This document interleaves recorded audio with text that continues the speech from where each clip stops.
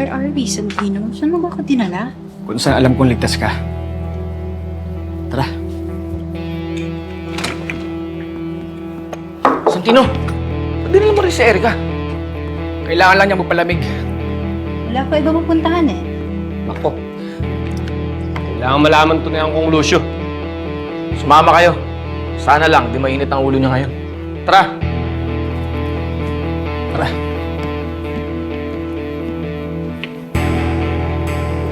Tara, sabihin natin kay Edwin. Tara. Mga ilan pang... Oh, Santino, may sasabihin sa'yo. Santino, ano meron? Ako may papakiusap po sana ako sa inyo eh. Ano yun? Erica!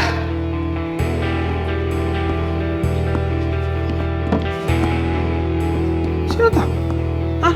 Anong ginagawa niya dito? Ako si Erica po. Ako hindi naman siya magtatagal dito eh. Pansamantala lang po siya habang nagpapalamig siya sa kanila. Di ba anak yan ni Mayor Guerrero? Yes. Tingnan mo nga naman, VIP pala itong bisita natin. Welcome, Iya. Feel at home. Salamat po, Angkong. Pangako po, di po kami dadala ng gulo. Santino, walang problema. Pamilya tayo. Mabuti nga, dito mo siya dinala. Sige po, Angkong. Doon na po muna kami sa barracks. Sige, sige. Sige. Welcome, Iya. Rakidlat, kuha muna tayong food trip.